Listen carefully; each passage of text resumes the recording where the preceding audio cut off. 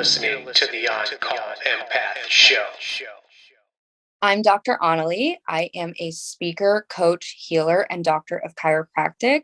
It's been an honor to be on this show. And we talked a lot about narcissist abuse, how to heal from it. We talked about self-love and some things going forward to be your most empowered self. So you're listening to the On-Call Empath.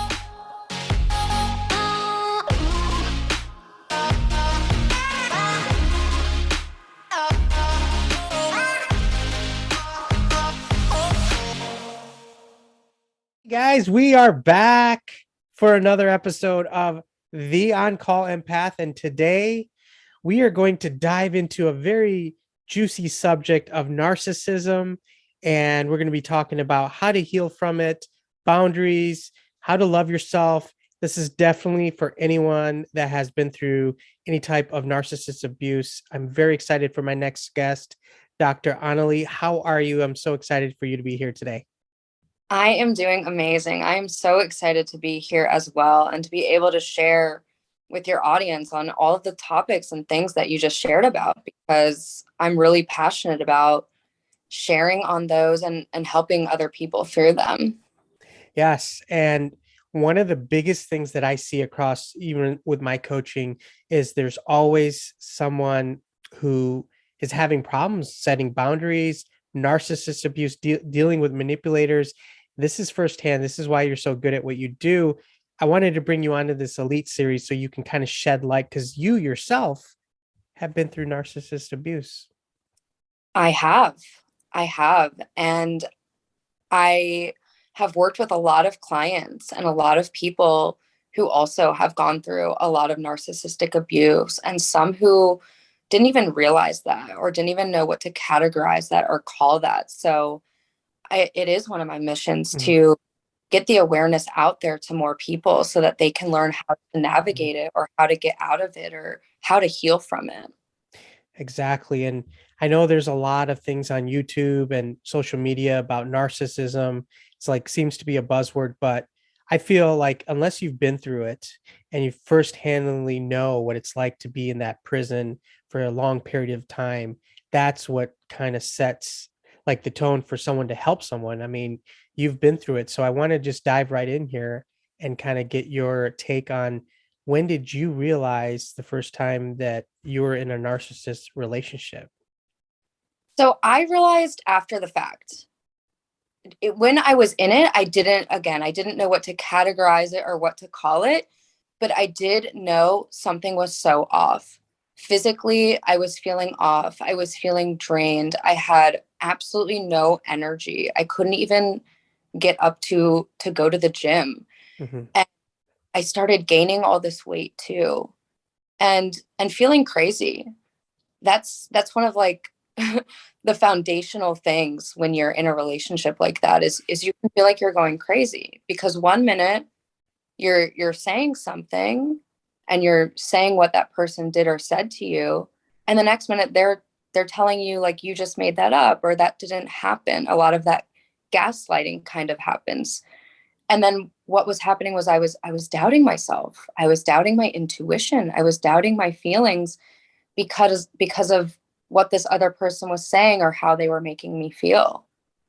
But after the fact, it was like the universe really had my back. I started coming across podcast episodes. I started coming across other coaches, other information on narcissistic relationships. And I just had no idea, but I had all of the key factors in which would characterize one. Yeah. And I looked back and I was like, oh my gosh, I wish I knew this information before. That would have explained what I was going through, but I had no idea, and I felt really alone through it. Yeah, it's tough. I know that you work with a lot of empaths as well, and people that have been through a lot of trauma, like narcissist abuse and things like that. So when does the healing process begins? And first, by the way, like, how do we, once you identify you're with a narcissist, how do you even get to a point of like, okay, I got to start healing. I got to start to get away from this person. What did happen with you to finally make that decision that you're going to cut it off and start working on yourself? It was actually, at the time, it felt horrible, but looking back, it was one of my biggest blessings in disguise. I actually came home one day and I had gone to my internship. I came home. We were living together at the time. And he was standing outside on my porch, like smoking a joint, and all of his furniture was gone. Oh my gosh. I come in and he's like, I'm moving out.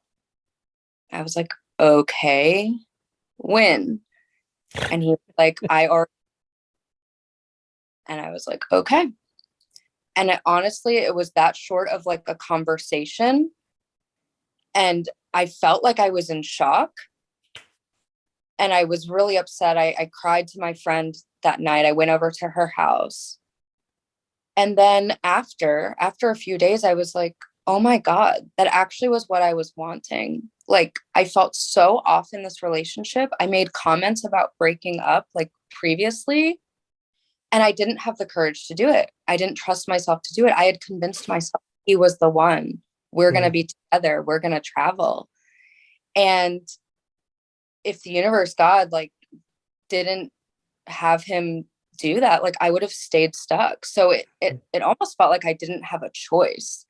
Like, he was released from my life. And once he was cleared out of my life, then I started focusing on the self-love aspect. I started learning about that. I started working on myself. I started as simple as affirmations. That was one of the first pieces to my journey.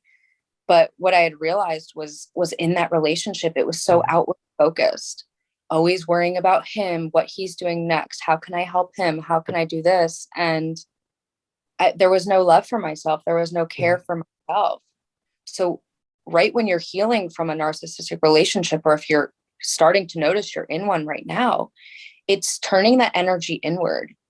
Even in the shower, just like loving your body, loving yourself, being mindful, having those moments with you and your own energy and your own thoughts is going to be the first place to really start.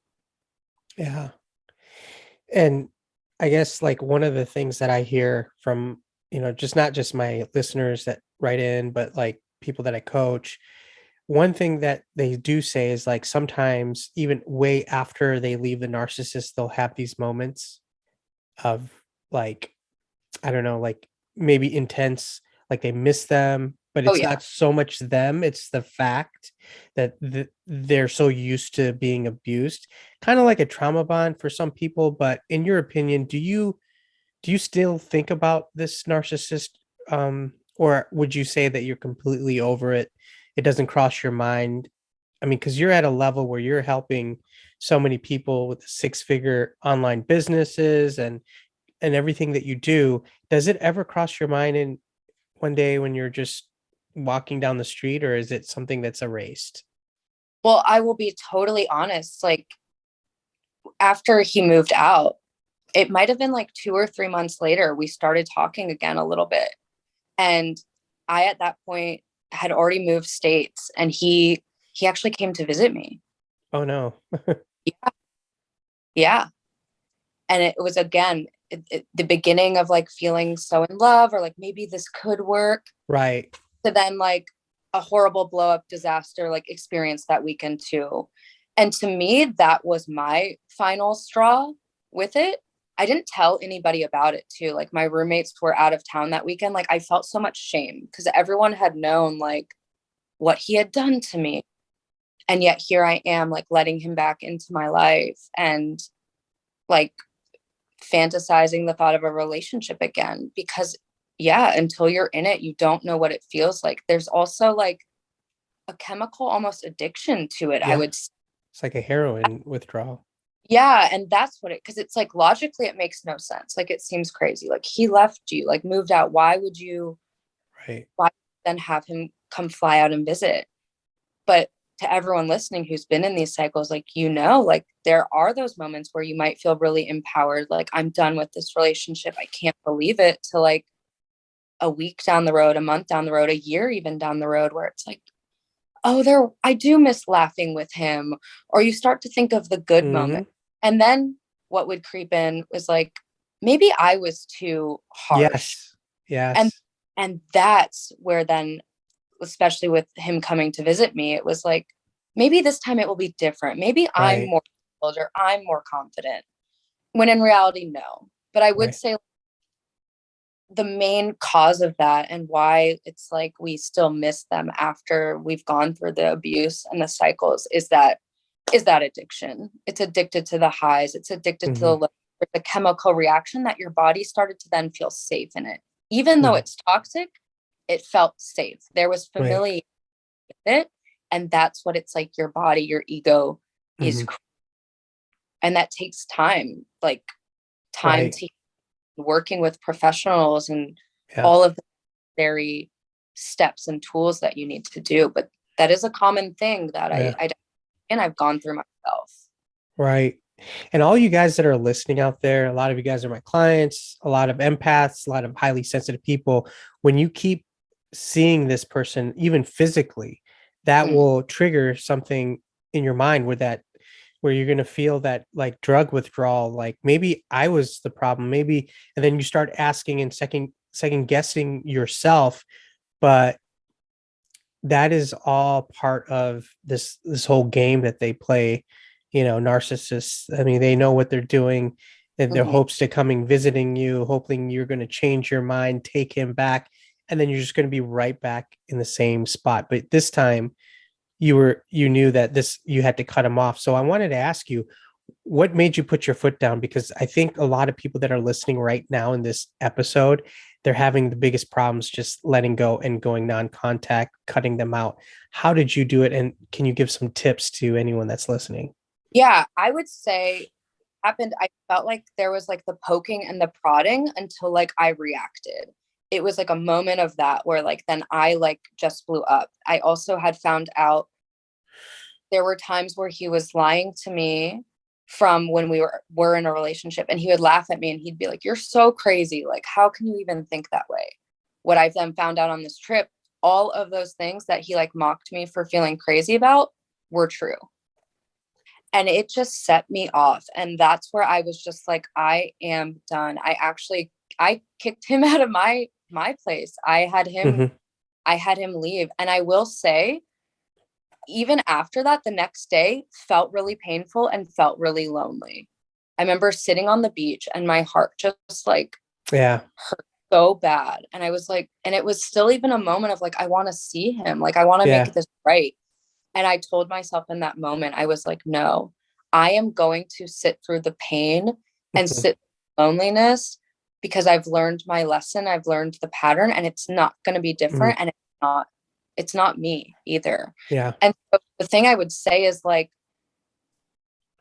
there is no really avoiding the grief or the loneliness or the pain that will inevitably happen. That's a natural part of like a death of a relationship. So you can't really avoid that part. Like, it's kind of like you have to go through it. You have to experience it.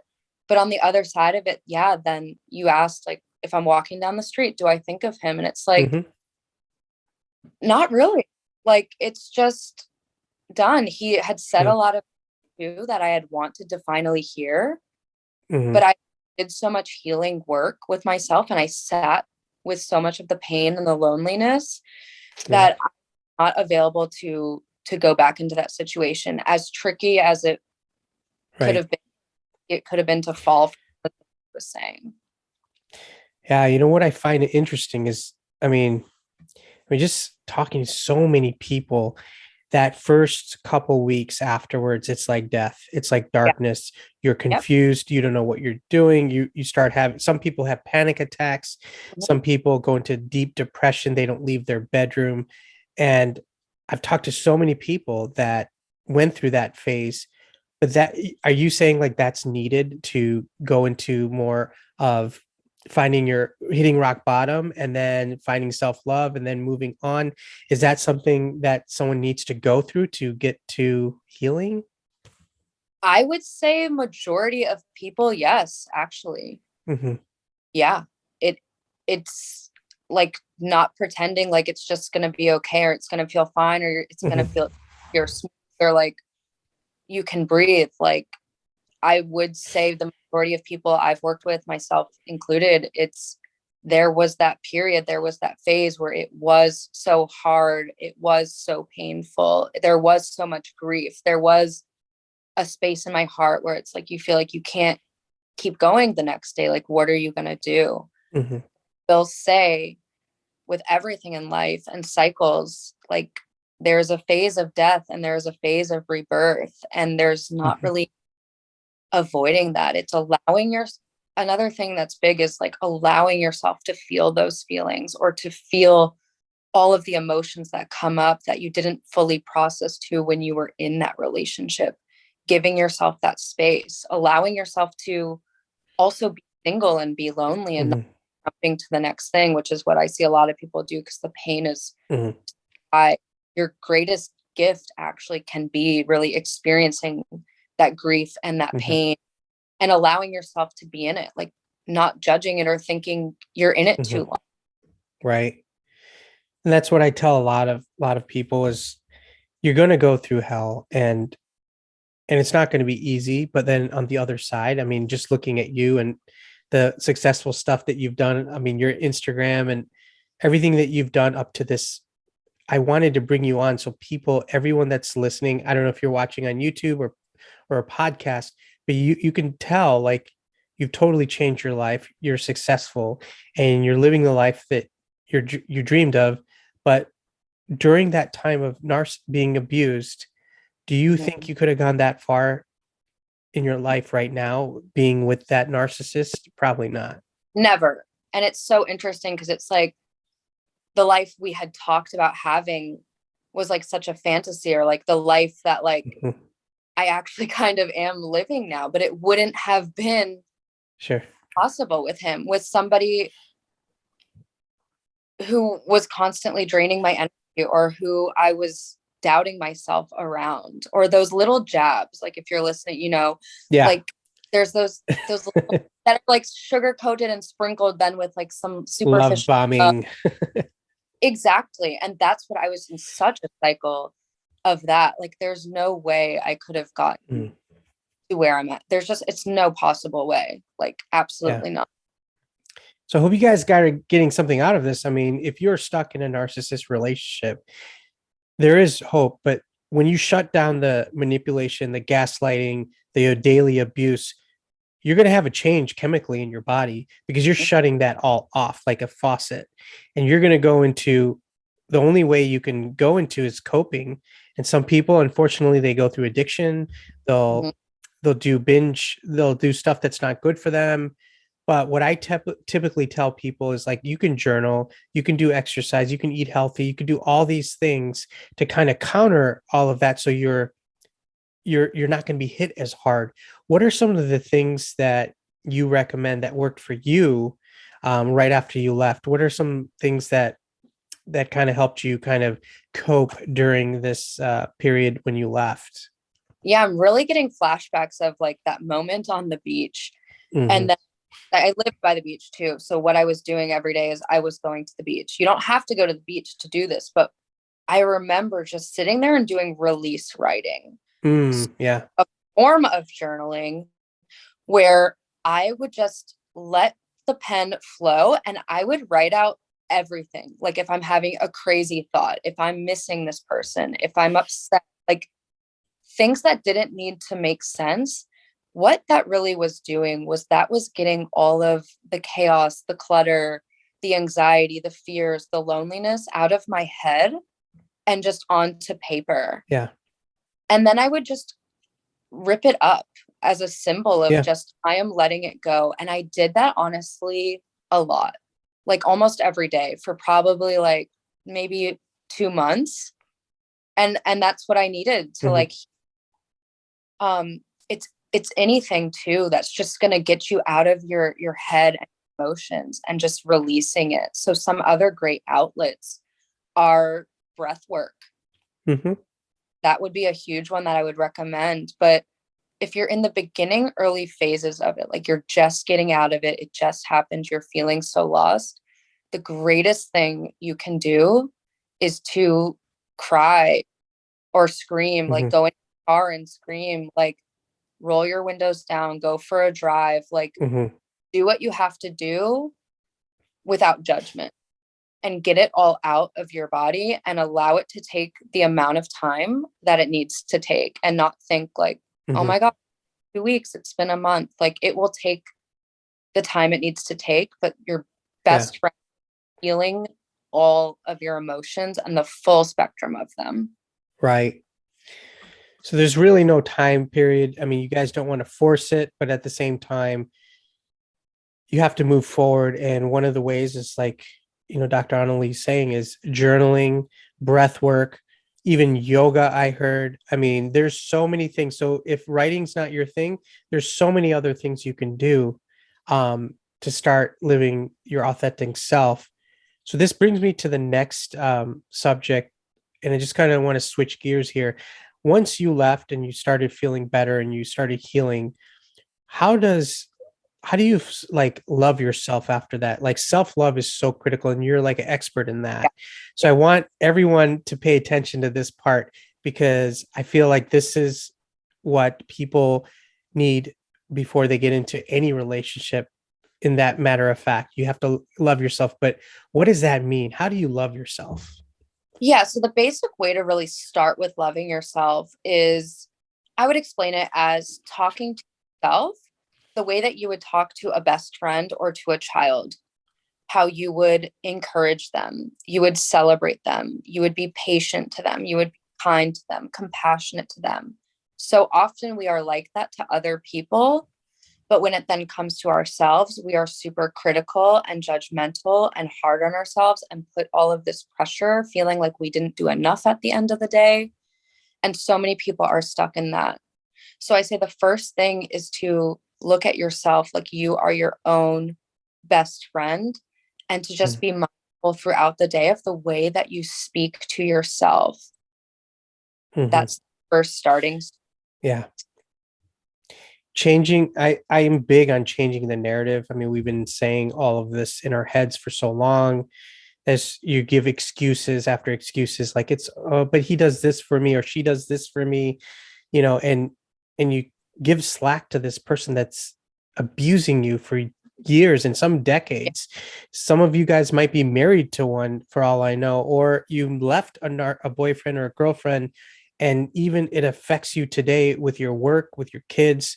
Everything is revolved around this person because we give them power.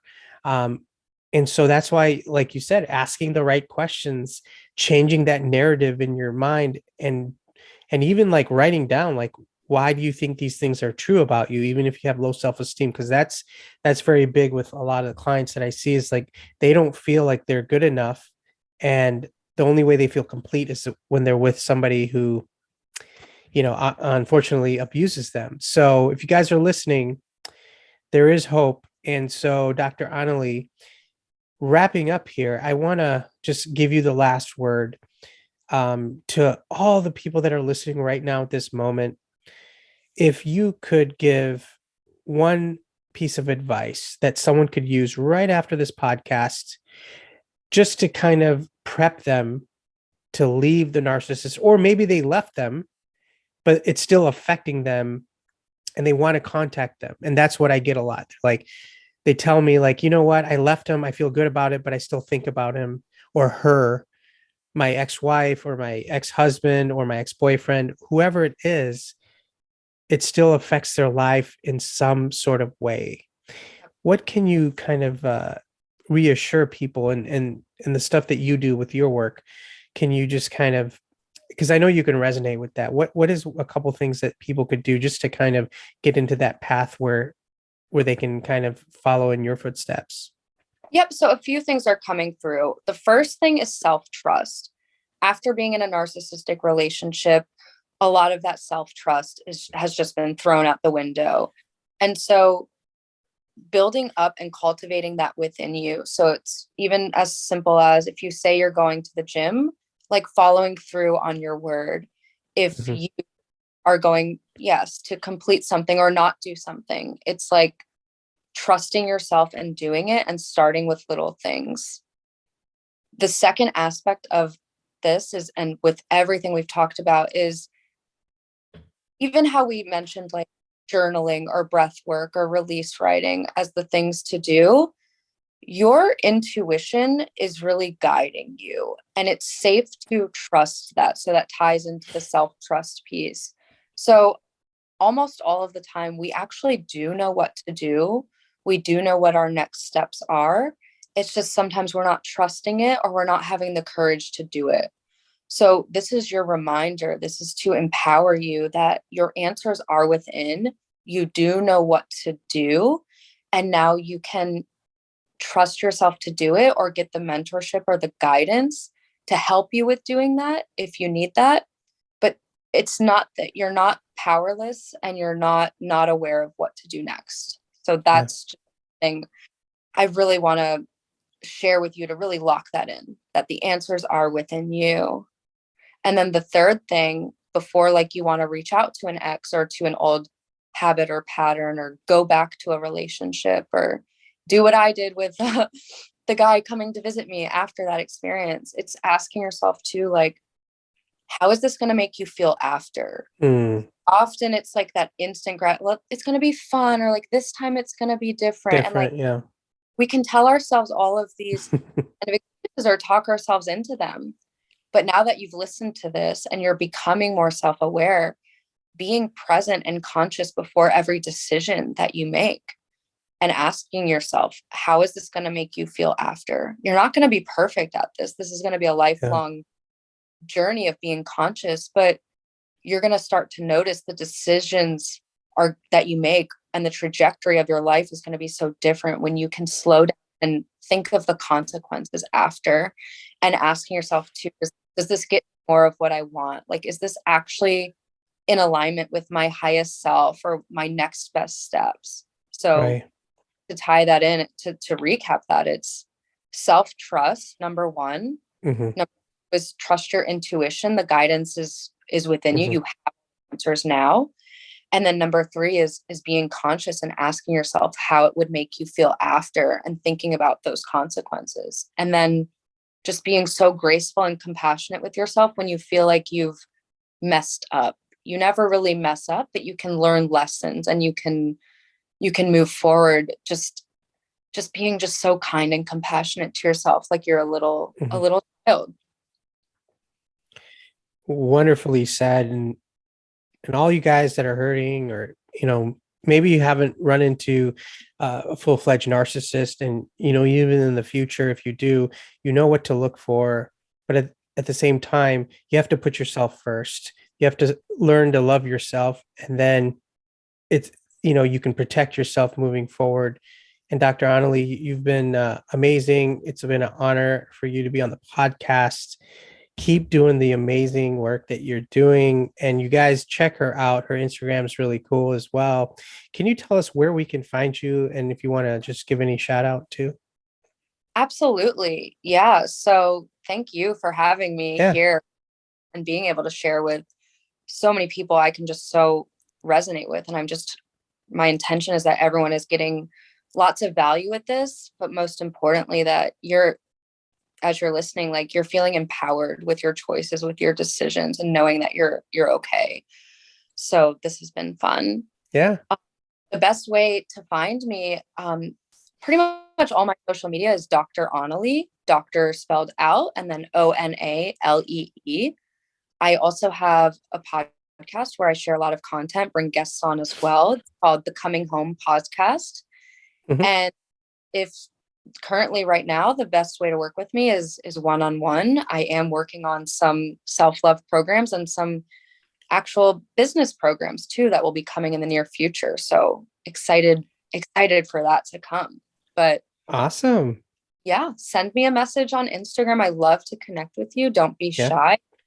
I'd love to hear how this message resonated with you, what your big takeaways are.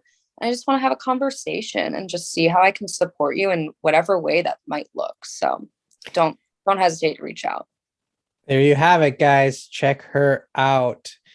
That does it for this episode. We have a lot more elite series coming on in the next couple of days. Check out the new guests that I have coming for 2022. So with that said, always keep moving forward, and we are out. You're listening to the On Call Empath